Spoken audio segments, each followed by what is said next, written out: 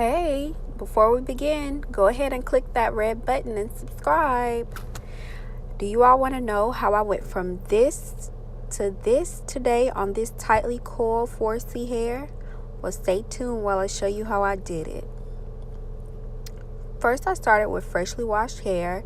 This client complained of having dullness in her hair, so we're going to start her off with a glosser. This glosser is by Paul Mitchell. It's just a clear shine. It does not add any form of color to the hair.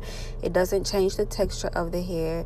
It's just a clear shine that goes over the hair. You can do a glosser by itself, or you can add a glosser into your rinses just to add some extra shine to the hair. Shiny hair just looks and feels healthier.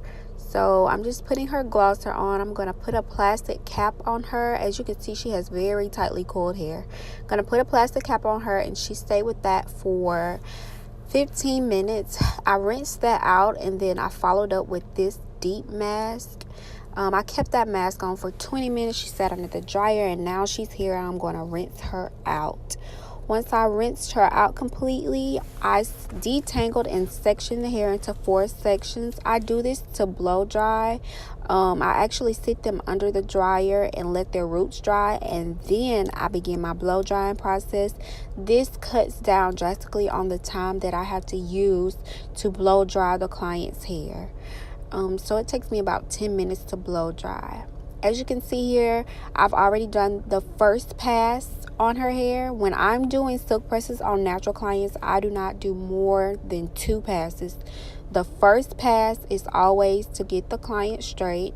As you can see, I'm using the chase method.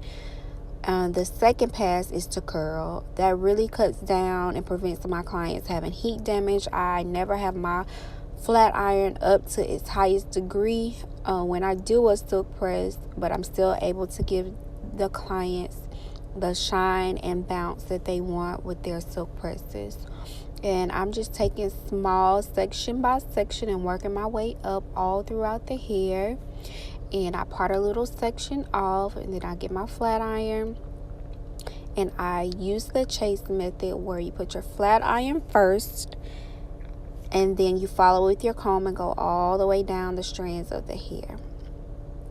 And I just do this all over. It really gets the hair straight when you're doing the chase method. Even though you're only passing the flat iron through the hair one time, it still gets even tightly coiled hair straight. So once I'm done with that all over, the fun part begins. And the fun part for me is the curling. I followed Soul Shear Genius for a long time, so I used a method similar to hers to create my curls in my client's hair. So the same way that I went through with the chase method to straighten the hair, I went through with small sections to curl the hair. Now her hair has already been trimmed. Her hair texture is very tightly coiled, but it's also fine, so it's not real dense. So adding these nice tight curls to the hair will make the hair appear more full than it normally would if I just left the hair straight. So I'll just take my time and go through and do that all over. I'm showing you all how I do a small section. You see how I'm rotating my wrist? The flat iron is not straight up and down. Some stylists I know do hold their flat iron at a perfect 90-degree angle and do it. I prefer to hold mine at a 45-degree angle, rotating the wrist and wrapping the end around my finger and then release it. It gives it a really nice pattern, and you can do these as tight or as loose as you want to. I don't hold the flat iron over the hair a long amount of time. I do it just enough to give it that curl. If I held it longer and then released it straight across, it would give it a really, really tight spiral. And so because I'm left-handed, my arm kind of blocked it the other way. So I'm showing you how I'm doing this on the other side. You can really see better how I'm holding that flat iron at a 45-degree angle and just doing one smooth swoop motion all the way through and letting go. You get dents in the hair if you hold it in one part longer than the rest of the parts. So I don't stop. Once I put the flat iron on the hair, it's one smooth motion going all the way through. So I'm just going to do this all the way until I get to the front of her hair.